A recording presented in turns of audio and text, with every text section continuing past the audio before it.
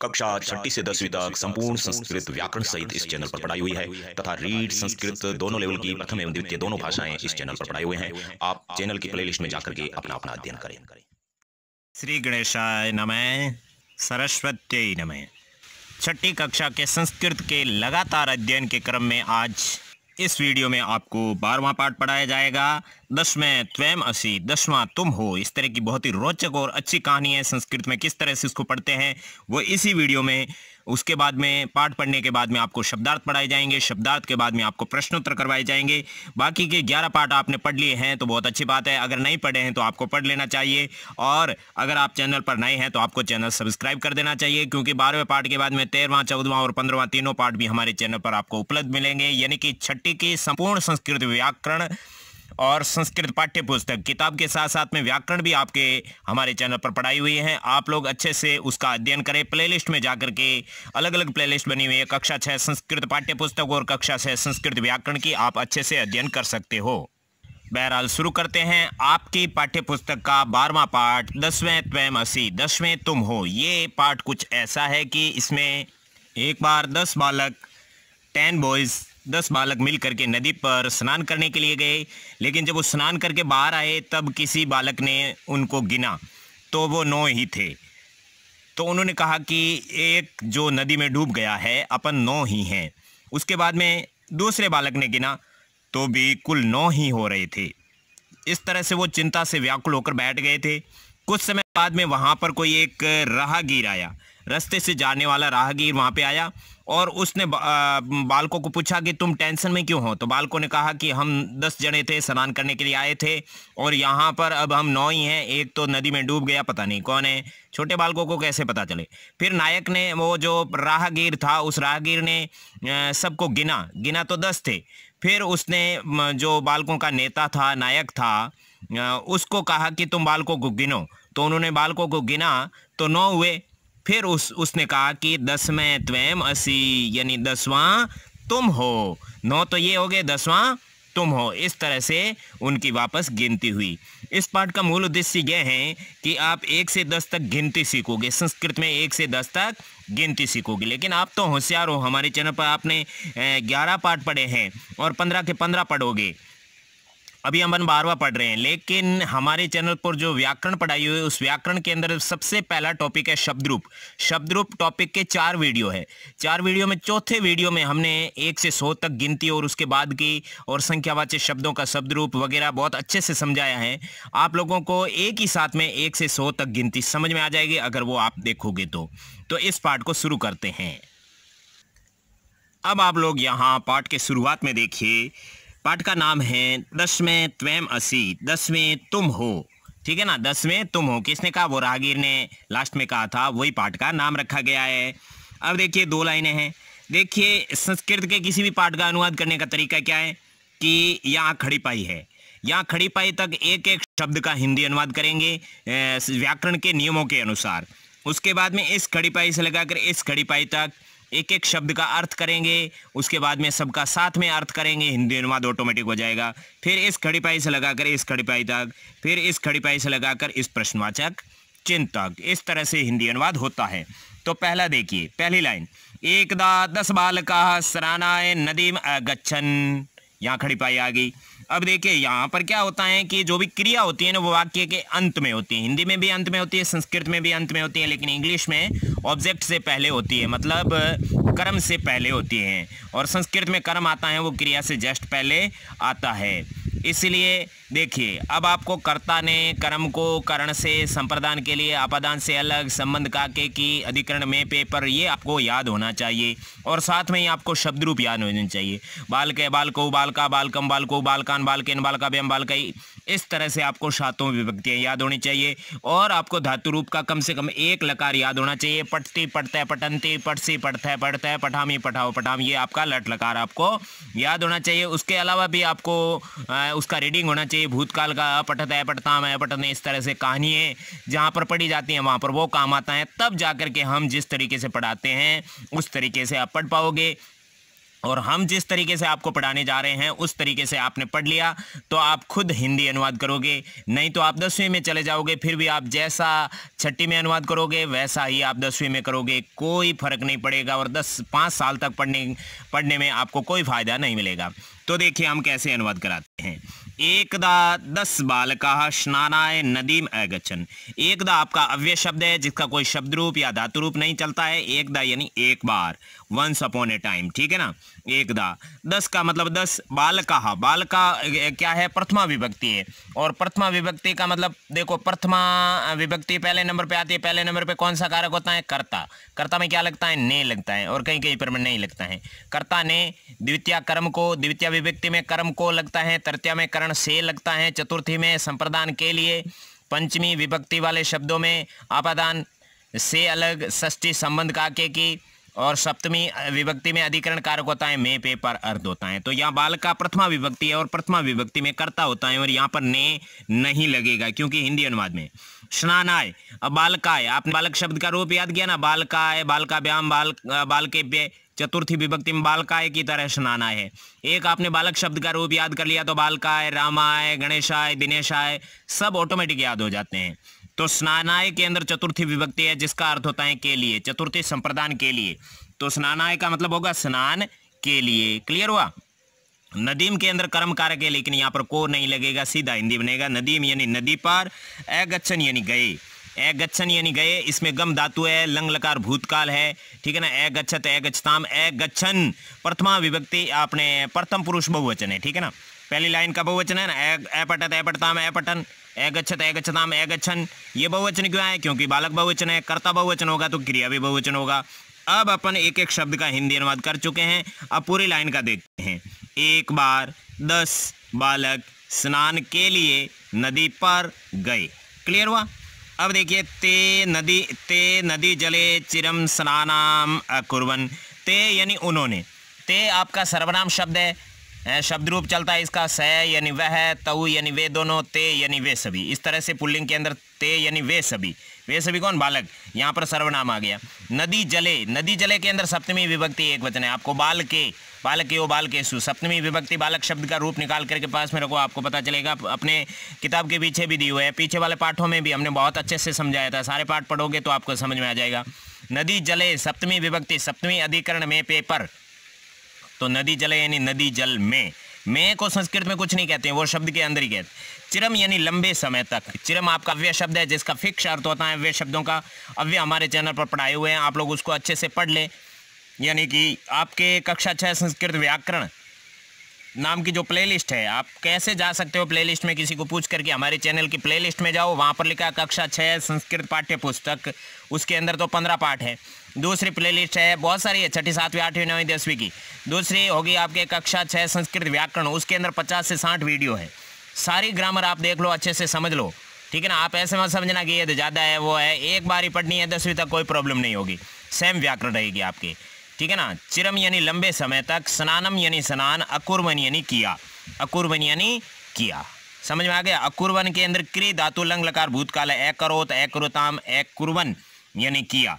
उन्होंने नदी के जल में लंबे समय तक स्नान किया। क्लियर हो गया। ततः है यानी इसके बाद, लास्ट में त विसर्ग आता है, उसका मतलब होता है से।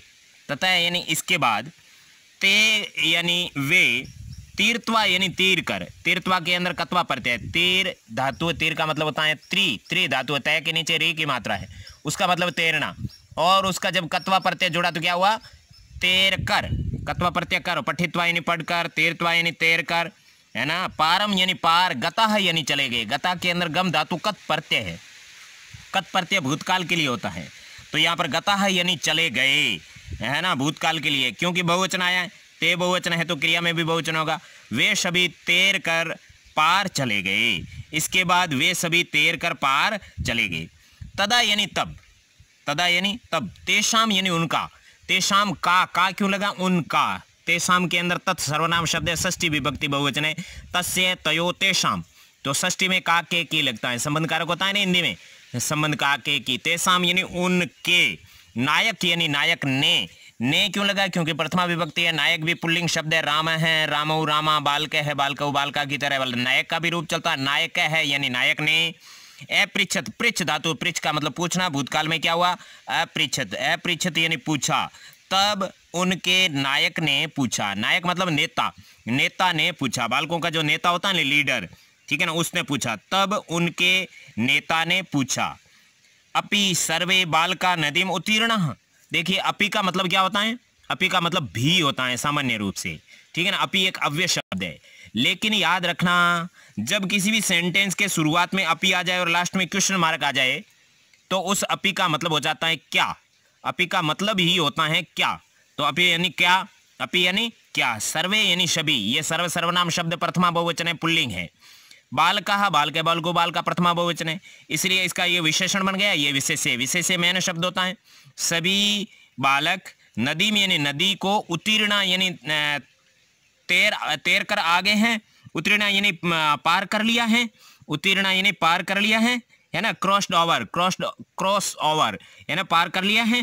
क्या सभी बालकों ने नदी को पार कर लिया है? इस तरह से अनुवाद होता है। आप लोग किसी कहानी को सुन लेते हो, वो अनुवाद नहीं होता है। आपके टीचर क्या करेंगे, एक लाइन पढ़ेंगे, उसके बाद में पूरे उसके हिंदी अनुवाद बोलेंगे। जब वो टीचर हिंदी अनुवाद बोलेंगे तब आप उनके मुंह के सामने देखोगे। ये तरीका सही नहीं है। आपके टीचर एक एक शब्द का अर्थ बोले तब आप किताब के सामने देखो, फिर एक एक शब्द पे अंगुली रखते हुए आगे बढ़ते हुए आपके अनुवाद बोला जाएगा, तब भी आप किताब के सामने देखो। फिर नेक्स्ट लाइन, फिर नेक्स्ट लाइन, फिर पूरा पैराग्राफ हो जाता है। पूरे पैराग्राफ का हिंदी बोलो, तब भी आप किताब के सामने देखो, तब आपको समझ में आ जाएगा। टीचर के सामने देखने की जरूरत ही नहीं पड़ेगी। जैसे अब मैं पूरे दोनों लाइनें को बोलता हूँ, एक एक शब्द का अर्थ बोलूंगा, अनुवाद ऑटोमेटिक जुड़ जाएगा।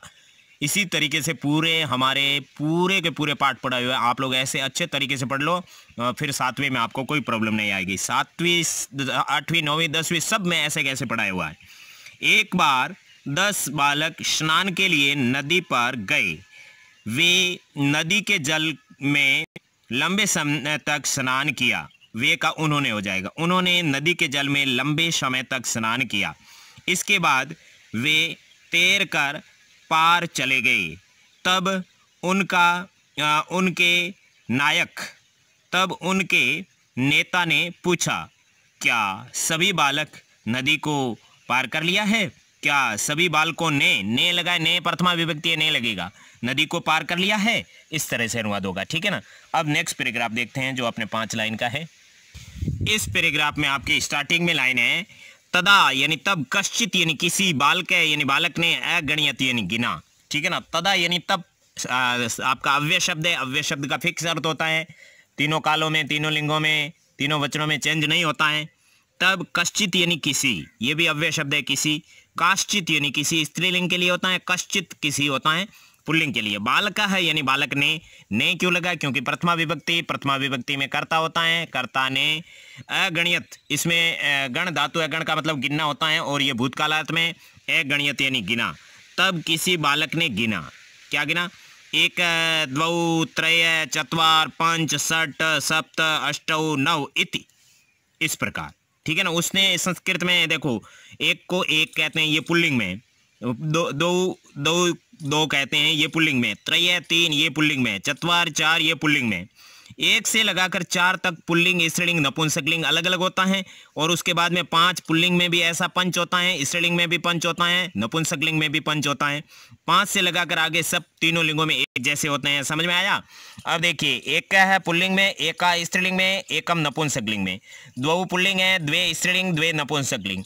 3 पुल्लिंग, 3 स्त्रीलिंग, 3 नपुंसकलिंग, और तिस्त्र होता है स्त्रीलिंग, ठीक है ना। उसके बाद में 4 पुल्लिंग, चतस्त्र स्त्रीलिंग, और 4 नपुंसकलिंग। 5 6 7 8 9 ये तीनों लिंगों में एक जैसे होते हैं, ठीक है ना। तब किसी बालक ने गिना। मैंने जो एक्स्ट्रा जानकारी दी थी बीच में, वो कहानी के अंदर नहीं है। मैं आपको बीच बीच में बहुत अच्छी ग्रामर सिखाता रहता हूँ। तब किसी बालक ने गिना 1 2 3 4 5 6 7 8 9 इस प्रकार। से यानी उसने, से यानी उसने कैसे हुआ? से तऊ ते, इस तरह से अपना रूप चलता है। तत् सर्वनाम पुल्लिंग का तो स का मतलब वह भी होता है और उसने भी होता है। उसने स्वयं यानी अपने को न अगणित यानी नहीं गिना, न अगणित यानी नहीं गिना, उसने अपने आप को नहीं गिना। फिर आता है अतः, अतः यानी इसलिए, स यानी उसने, अवदत यानी कहा, इसलिए उसने कहा। क्या का अवदत के अंदर वद धातु लंग लकार भूतकाल है, अवदत यानी कहा, वद का मतलब बोलना होता है, कहना होता है, ठीक है। इसलिए उसने कहा, क्या कहा, नव एव संति, नौ ही है, नव का मतलब नौ, एव यानी ही, एव आपका अव्यय शब्द है, ही संति यानी है। अब आगे देखिए, 10 में न अस्ति, 10 में यानी 10वां, ये आपके संख्यावाची शब्द है, ठीक है ना। 10 में है यानी 10वां, 10वां ये एक वचन है, और 10 होता है वो बहुवचन होता है। 10 तो 10 होते हैं, 10वां एक ही होता है, 9वां एक ही होता है, इसलिए ये आपके क्रमवाची संख्या है। संख्यावाची संख्या होती है ना, वो होती है बहुवचन में, और ये क्रमवाची संख्या एक वचन में ही होती है। न यानी नहीं, अस्ति यानी है, 10वां नहीं है, इसलिए यहाँ पर अस्ति आया है, ठीक है ना। और ये आपका 9 में, 9 में यानी 9वां होता है, 9 यानी 9, एव यानी ही, संति यानी है, ये संति बहुवचन है क्योंकि ये 9 बहुवचन है, और ये अस्ति एक वचन है क्योंकि 10वां एक वचन है, 10वां नहीं है। अपर है, अपि बालक है, पुण्य अन्यान बालकान अगणियत, अपर यानी दूसरे, अपि यानी भी, बालक है यानी बालक ने, और बालक है, ये दूसरा है, इसलिए दूसरे क्या है, विशेषण है, इस बालक की विशेषता बताने वाला शब्द है ये विशेषण है, इसलिए इसमें भी प्रथमा एक वचन है, इसमें भी प्रथमा एक वचन है। ये विशेषण विशेष्य का बहुत बड़ा नियम होता है, जो विशेष्य के अंदर विभक्ति वचन होता है और विभक्ति वचन होता है वही विशेषण के अंदर होता है, इसलिए अपर के अंदर प्रथमा एक वचन है क्योंकि बालक के अंदर प्रथमा एक वचन है। ये बालक की विशेषता बताने वाला शब्द है। दूसरा भी बालक, भी नहीं, भी तो अलग चीज है क्योंकि ये तो अव्यय शब्द है। दूसरा भी बालक, पुनः यानी फिर से, पुनः यानी फिर से, अन्यान बालकान, यहां पर भी आप देख सकते हो ये आपका विशेषण है, ये विशेष्य है। इसके अंदर अन्यान के अंदर द्वितीय बहुवचन है, इस बालकान के अंदर बालक शब्द का रूप आपको याद ही है, द्वितीय बहुवचन में बालक है, बालको बालका, बालकम बालकौ बालकान, तो अन्यान, अन्यान यानी दूसरे, बालकान यानी बालकों को, अगणित यानी गिना। दूसरे भी बालक ने फिर से दूसरे बालकों को गिना, अगणित यानी गिना, तो उसने भी दूसरे बालकों को गिना। तदा यानी तब, खुद को नहीं गिना इसने, तदा यानी तब, अपि यानी भी, नव यानी 9, एव यानी ही, आसन यानी थे। अस्ति का मतलब होता है और आसीत का मतलब होता है था, और आसीत एक वचन होता है, आसन बहुवचन है, आसीत, आस्ताम, आसन, ये अस धातु के रूप 5 लकारों में आपको याद होने चाहिए, तब जाकर के संस्कृत में बात बैठती है। आसन यानी थे, तदा यानी तब, अपि यानी भी, नव यानी 9, एव यानी ही, आसन यानी थे। अतः यानी इसलिए, अतः यानी इसलिए, ते यानी उन्होंने, किन्होंने, बालकों ने, निश्चयम यानी निश्चय, अकुर्वन यानी किया, ये ते बहुवचन है इसलिए अकुर्वन बहुवचन है, ये भूतकाल अर्थ में होता है। अकुर्वन यानी किया, यत यानी की, ये छोटा वाला की होता है ना वो। 10 में यानी 10वां, नद्याम यानी नदी में, नद्याम नदी शब्द इकारांत है, सप्तमी विभक्ति एक वचन है, सप्तमी में अधिकरण कारक होता है, अधिकरण में पेपर होता है, तो यहाँ पर नदी में होगा। मग्न यानी डूब गया, सैंक हो गया, ठीक है ना। नद्याम यानी नदी में डूब गया, नद्याम यानी नदी में, मग्न यानी डूब गया। इसलिए उन्होंने निश्चय किया कि 10वां नदी में डूब गया। ते यानी वे, दुखिता यानी दुखी होकर, तूष्णीम यानी चुपचाप, अतिष्ठन यानी बैठ गए, तिष्ठ धातु, तिष्ठ का मतलब बैठना होता है और भूतकाल अर्थ में अतिष्ठन यानी बैठ गए, प्रथम पुरुष बहुवचन है क्योंकि ते बहुवचन है इसलिए अतिष्ठन बहुवचन है। वे दुखी होकर चुपचाप बैठ गए। अब पूरे का देख लो, आपको समझ में आ जाएगा, मैं अकॉर्डिंग टू ग्रामर हिंदी अनुवाद बोल रहा हूं। तब किसी बालक ने गिना, 1 2 3 4 5 6 7 8 9, उसने अपने आप को नहीं गिना। देखो मैं एक एक शब्द का अर्थ बोल रहा हूं, अनुवाद ऑटोमेटिक सेट हो रहा है। इसलिए उसने कहा 9 ही है, 10वां नहीं है। दूसरे भी बालक ने फिर से दूसरे बालकों को गिना, तब भी 9 ही थे। इसलिए उन्होंने निश्चय किया कि 10वां नदी में डूब गया। वे सभी दुखी होकर चुपचाप बैठ गए। क्लियर हुआ? अब अपना अगला पैराग्राफ, तदा कश्चित पथिक है तत्र आगच्छत, तदा यानी तब।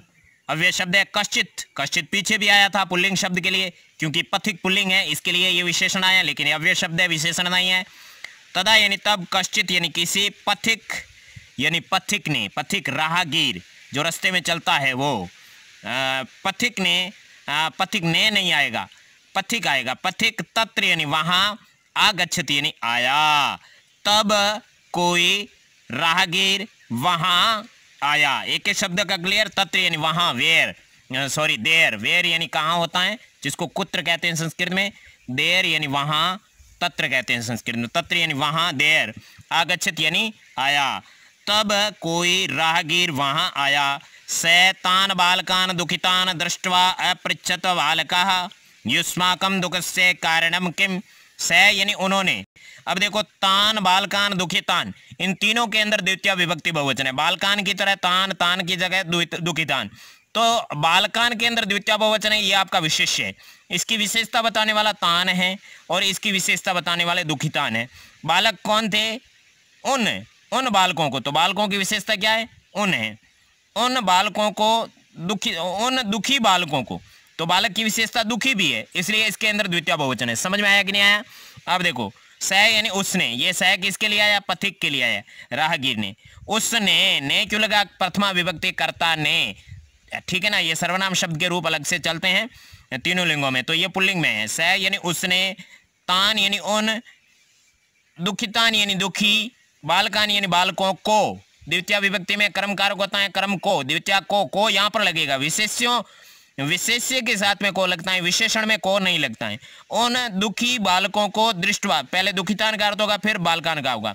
उसने उन दुखी बालकों को दृष्टवा यानी देखकर क्यों लगा? क्योंकि दृष्ट का मतलब देखना होता है, उसके साथ कत्वा प्रत्यय जुड़ा है, तो दृष्टवा यानी देखकर, हसित्वा यानी हंसकर, पठित्वा यानी पढ़कर, इस तरह से प्रत्यय जुड़े होते हैं। प्रत्यय हमारे चैनल पर 3 से 4 वीडियो बनाए हुए हैं। प्रत्यय आप जरूर संस्कृत के पढ़ ले, 30 से 35 प्रत्यय पढ़ लोगे तो आपके कोई भी पीछे नहीं रहेगा, और कहीं पर भी आप हिंदी अर्थ कर सकते हो, परीक्षा में भी कहीं पर भी नहीं अटकोगे। इसलिए हमारे चैनल पर जो भी ग्रामर पढ़ाई हुई आप अच्छे से पढ़ लीजिए। अब देखो, दृष्टवा यानी देखकर, उसने उन दुखी बालकों को देखकर अपृच्छत यानी पूछा। पृच्छ धातु है, पृच्छ का मतलब पूछना होता है, अपृच्छत लंग लकार भूतकाल है। बालकः यानी हे बालकों, बालकः यानी हे बालकों, ये संबोधन बहुवचन है, एक वचन में विसर्ग नहीं होता। बालकः में विसर्ग नहीं होता। हे बालक, हे बालको, हे बालकः ऐसे होता है। हे बालक में विसर्ग नहीं होता है, जहाँ नहीं होता है वहाँ नहीं होता है, जहाँ होता है वहाँ होता है, ठीक है ना। आपके कहने से, आपके लिखने से ऐसे चेंज नहीं होता, जो होता है वही होता है। पूछा, हे बालकों, युष्माकम यानी तुम सभी के, क्योंकि षष्ठी बहुवचन है। युष्मद सर्वनाम शब्द है, पुल्लिंग, स्त्रीलिंग, नपुंसकलिंग तीनों लिंगों में एक जैसा चलता है। अश्मद भी तीनों लिंगों में एक जैसा चलता है। तो युष्मद के अंदर षष्ठी बहुवचन में युष्माकम, दुखस्य दुख का, तुम्हारे दुख का, दुखस्य के अंदर षष्ठी एक वचन है, षष्ठी में संबंध का के की, दुखस्य दुख का, कारणम यानी कारण, किम यानी क्या है, तुम्हारे दुख का कारण क्या है। बाल का नाम नायक है, बालकों के नेता ने, के और ने कहां पर है? यहाँ पर संस्कृत में के और ने को कुछ नहीं कहते हैं, बस विभक्ति लगती है संस्कृत में। ये षष्ठी बहुवचन है, बाल का नाम है ना, बालकस्य, बालक्यो, बाल का नाम, षष्ठी बहुवचन है। ऐसे सीधा एड्रेस मालूम होगा तभी जाकर के हिंदी अनुवाद करना आपको आएगा। 12वां पाठ पढ़ने आए हो, अभी तक आपको ये चीज मालूम नहीं हो तो पढ़ने से कोई मतलब नहीं है। बाल का नाम यानी बालकों के, नायक है यानी नायक ने, नेता ने, क्योंकि प्रथमा विभक्ति है, प्रथमा कर्ता ने, तो ने लगता है, नायक ने। एकथ्यत के अंदर भूतकाल है फिर से, है ना। एकथ्यत, एकथ्यता में एकथ्यन, तो अपठत की तरह ये प्रथम पुरुष एक वचन है। एकथ्यत यानी कहा। वयम 10 बालका स्नातुम आगता, वयम यानी हम, वयम हम होता है, अस्मद सर्वनाम शब्द है, प्रथमा विभक्ति बहुवचन है। अहम, आवाम, वयम, माम, आवाम, अस्मान, इस तरह से इसका भी रूप चलता है। वयम यानी हम, 10 यानी 10, बालकः प्रथमा बहुवचन है, क्योंकि 10 बहुवचन है इसलिए बाल का भी बहुवचन आएगा।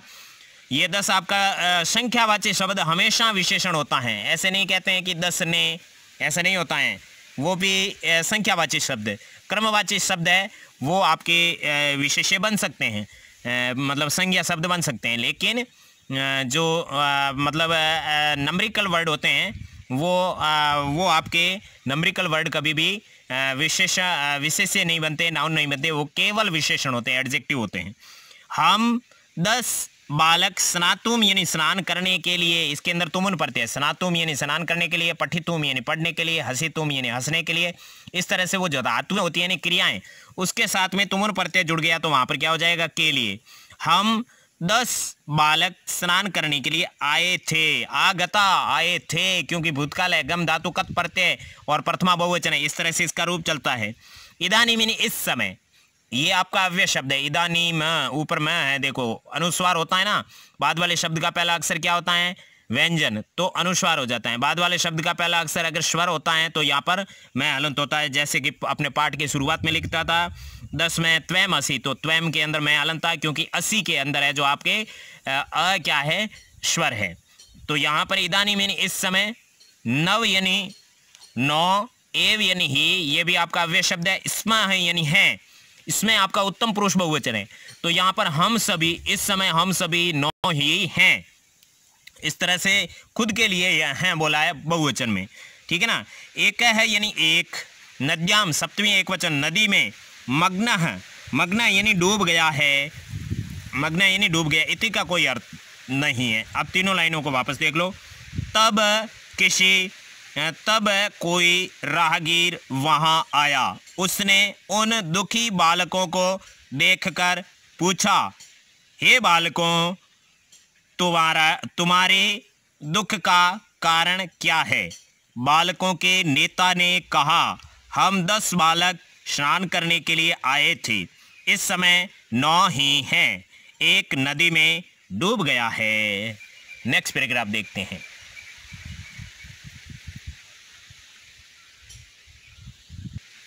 ये नेक्स्ट पैराग्राफ आपके यहाँ से शुरू हो रहा है और यहाँ तक है, ये एक ही पैराग्राफ बचा है, उसके बाद में पाठ पूरा हो जाएगा। यहाँ तक अपन ने अभी पढ़ लिया था। पथिक है तान अगणियत, पथिक है यानी पथिक ने, राहगीर ने, तान के अंदर सह तौते तम तौतान, द्वितीय विभक्ति बहुवचन है। सह तौते ये प्रथमा, द्वितीय में तम तौतान, तान यानी उनको, द्वितीय बहुवचन में को लगता है, द्वितीय विभक्ति में चाहे एक वचन हो, चाहे द्विवचन हो, चाहे बहुवचन हो, उसमें को लगता है। राहगीर ने उनको अगणियत यानी गिना, राहगीर ने उनको गिना। तत्र यानी वहां, 10 यानी 10, बालका है यानी बालक, एव यानी ही, आसन यानी थे। आसन के अंदर अस धातु है, लंग लकार भूतकाल है और प्रथम पुरुष बहुवचन है। वहां 10 बालक ही थे, एव का मतलब ही होता है, क्लियर हुआ। वहां 10 बालक ही थे। स नायकम आदिशत त्वम बालकान गणीय, स यानी उसने, नायकम यानी नायक को, आदिशत यानी आदेश दिया, ठीक है ना। नायक को क्यों लगा, क्योंकि द्वितीय एक वचन है, बालक है, बालको, बालका, बालकम, नायकम, द्वितीय मतलब को, हुआ कि नहीं हुआ। आदिशत यानी आदेश दिया, ये आपका भूतकाल अर्थ में है। त्वम, त्वम हमेशा मध्यम पुरुष एक वचन का कर्ता होता है, चाहे क्रिया आपके कोई भी लकार की हो। यहाँ पर आपके गणीय है, ये लोट लकार है, गणीयतु, गणीयताम, गणयन्तु, पठतु, पठताम, पठन्तु, पट पठतम पठत, गणीय, गणीयतम, गणयत, तो ये मध्यम पुरुष एक वचन है। क्योंकि त्वम मध्यम पुरुष एक वचन का करता है, इसलिए क्रिया भी मध्यम पुरुष एक वचन की आएगी। त्वम, युवाम, युजम ये मध्यम पुरुष के करता है। अहम, आवाम, वयम ये उत्तम पुरुष के करता है। आपको ये चीज़ समझनी है तो हमारे चैनल पर जो पुरुष नाम का टॉपिक पढ़ाया हुआ है व्याकरण में, उसको पढ़ोगे तो आपको समझ में आ जाएगा। त्वम यानी तुम, बालकान, बालकान के अंदर फिर से द्वितीय बहुवचन है, को, बालकों को क्यों लगा, क्योंकि ये बहुवचन है। बालकों को, गणीय यानी गिनो, तुम बालकों को गिनो। उसने नायक को आदेश दिया, तुम बालकों को गिनो, ठीक है ना, तुम बालकों को गिनो। उसके बाद में क्या हुआ जो है कि स यानी उसने, तू यानी तो, नव यानी नव, बालकान यानी बालकों को, एव यानी ही, अगणियत यानी गिना। उसने तो 9 बालकों को यहाँ पर है, द्वितीय बहुवचन है तो को लगेगा, एव यानी ही, अगणियत यानी गिना। तदा यानी तब, उस समय। पथिक यानी राहगीर ने, पथिक यानी राहगीर ने, अवदत यानी कहा, अवद इसके अंदर वद धातु लंग लकार भूतकाल है, अवदत यानी कहा। 10 में त्वम असी, 10 में तुम हो, 10 में तुम हो। अब देखो त्वम के अंदर जो आपके मैं, वो मैं के ऊपर जो बिंदी नहीं लगी है, उसका कारण यह है कि असी के अंदर जो आ है वो स्वर है, बाद वाले शब्द का पहला अक्षर स्वर होता है तो मैं हलंत आता है। ये पाठ का नाम है 10वें त्वम असी। तो यहाँ पर मैं हलंत क्यों है? क्योंकि यहाँ पर बाद वाले शब्द का पहला अक्षर क्या है? आपके बाद वाले शब्द का पहला अक्षर स्वर है, इसलिए यहाँ पर त्वम के अंदर क्या है? मैं हलंत है। वरना यहाँ पर भी त्वम है, यहाँ पर भी त्वम है। आप इसको त्व पढ़ते हो, इसको त्वम पढ़ते हो तो गलत है। ये भी त्वम है, ये भी त्वम है। यहाँ पर बाद वाले शब्द का पहला अक्षर स्वर नहीं है, व्यंजन है। व्यंजन है तो अनुस्वार आएगा, स्वर है तो मैं हलंत आएगी। ये एक नियम होता है, बहुत सारे टीचरों को ये पता नहीं होता है, बच्चों को तो बेचारों को होगा ही क्या। 10वें तुम हो, ठीक है ना। अब तीनों लाइन दोबारा देखो। राहगीर ने उनको गिना, वहां 10 बालक ही थे। उन्होंने नायक को आदेश दिया, तुम बालकों को गिनो। उसने तो 9 बालकों को ही गिना। तब राहगीर ने कहा, 10वें तुम हो। अब नेक्स्ट लाइन, तत् श्रुत्वा, इसको सुनकर, तत् यानी इसको, श्रुत्वा यानी सुनकर। श्रु धातु है, श्रु का मतलब सुनना होता है, कत्वा प्रत्यय तो करके ही होता है। पठित्वा यानी पढ़कर, हसित्वा यानी हंसकर, श्रुत्वा यानी सुनकर, ठीक है ना। इसके बाद इसको सुनकर प्रहष्टा यानी प्रसन्न होकर, प्रसन्न, प्रहष्टा यानी प्रसन्न, भूतवा यानी होकर, इसमें कत्वा प्रत्यय लगा फिर से। श्रुत्वा यानी सुनकर, भूतवा यानी होकर, इसको सुनकर प्रसन्न होकर, सर्वे यानी सभी, गृहम यानी घर, गच्छन यानी चले गए, सभी घर चले गए। अब पाठ पूरा हो गया। एक बार में एक एक शब्द का फिर से पूरे पाठ का हिंदी बोलता हूं, जिससे आपकी बहुत अच्छी प्रैक्टिस हो जाएगी। यह आपका पहला पैराग्राफ है, यहीं से शुरू करते हैं। एक बार 10 बालक स्नान करने के लिए नदी पर गए। उन्होंने नदी के जल में लंबे समय तक स्नान किया। इसके बाद वे तैर कर पार चले गए। तब उनके नायक ने पूछा, क्या सभी बालक नदी को पार कर गए हैं? तब किसी बालक ने गिना, 1 2 3 4 5 6 7 8 9। उसने अपने आप को नहीं गिना, इसलिए उसने कहा 9 ही है, 10वां नहीं है। दूसरे भी बालक ने फिर से दूसरे बालकों को गिना, तब भी 9 ही थे। इसलिए उन्होंने निश्चय किया कि 10वां नदी में डूब गया। वे दुखी होकर चुपचाप बैठ गए।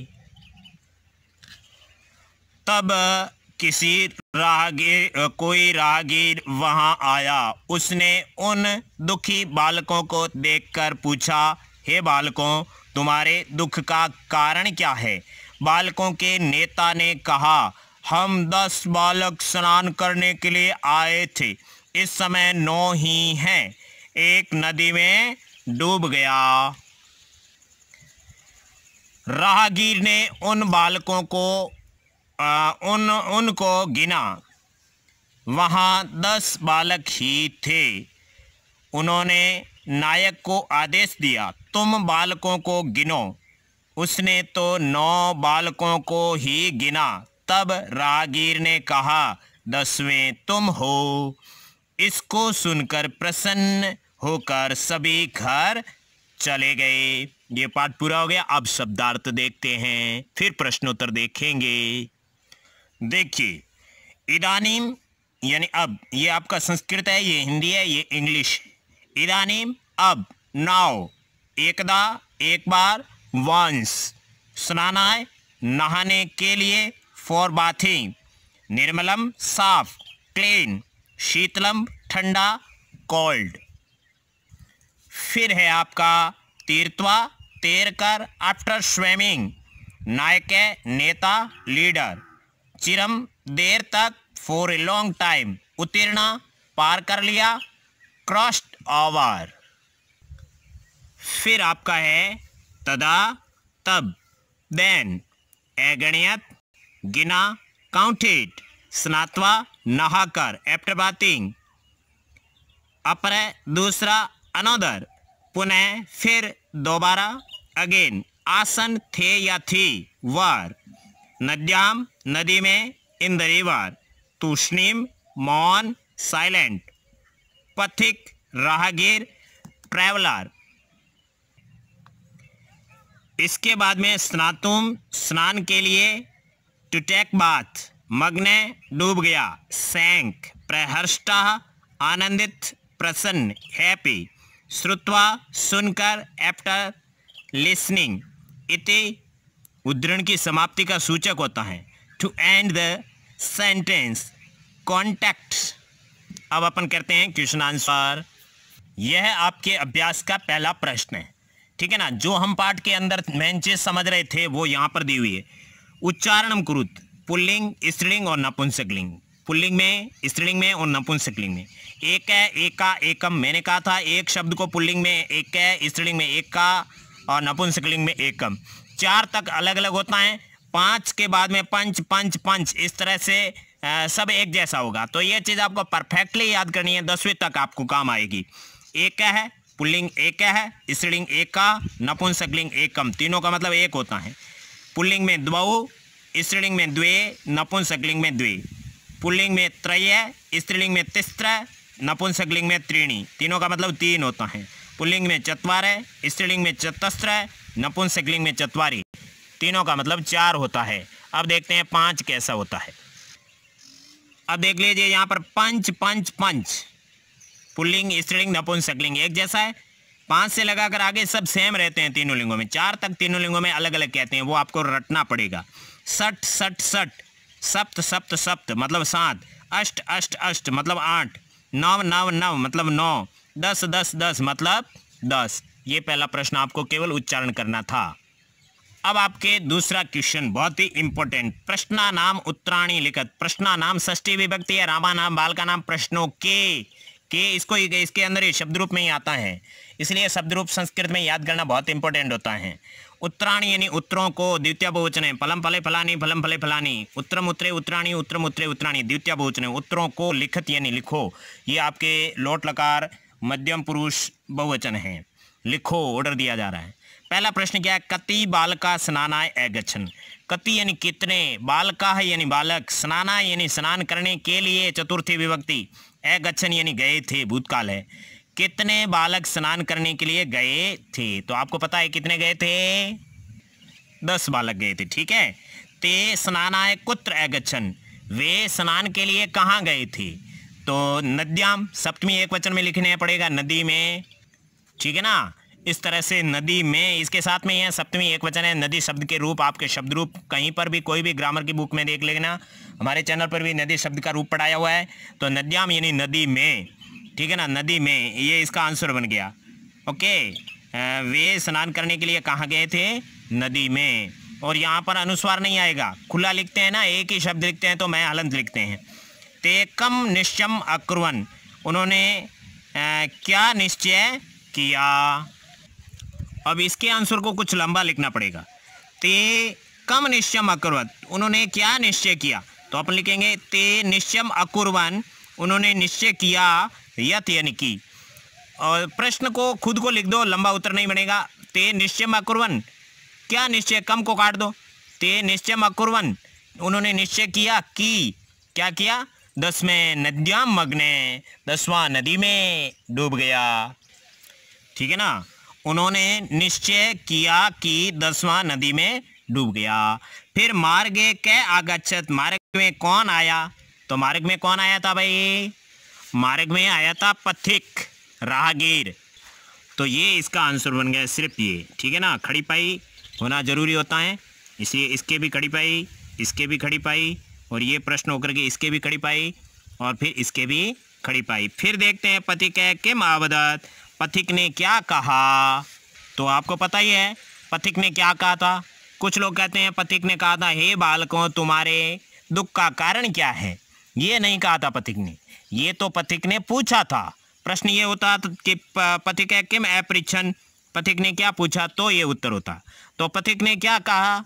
इसका उत्तर होगा 10वें त्वम असि, 10वें तुम हो, ये इसका आंसर होगा। पथिक ने क्या कहा था? 10वें त्वम असि यानी 10वां तुम हो। आप स्क्रीनशॉट लेकर के पास में सुरक्षित रखो, उसके बाद में अपनी नोटबुक में उतार सकते हो।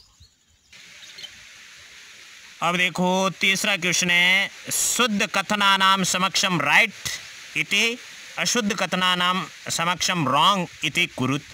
जो शुद्ध बात है उसके सामने राइट लगाना है और रॉन्ग लगाना है। ये तो आप तीसरी चौथी पांचवी में करते ही आए हो। देखिए 10 बालका स्नानाय अगच्छन्, 10 बालक स्नान के लिए गए थे ना, क्या गए थे, तो ये क्या हो जाएगा, राइट हो जाएगा। सर्वे वाटिकायाम अभ्रमत्, सभी वाटिका में घूमे थे। अबे वाटिका में कहाँ घूमे थे, वो तो नदी में नहाए थे, इसलिए ये क्या हो जाएगा, गलत हो जाएगा। ठीक है ना।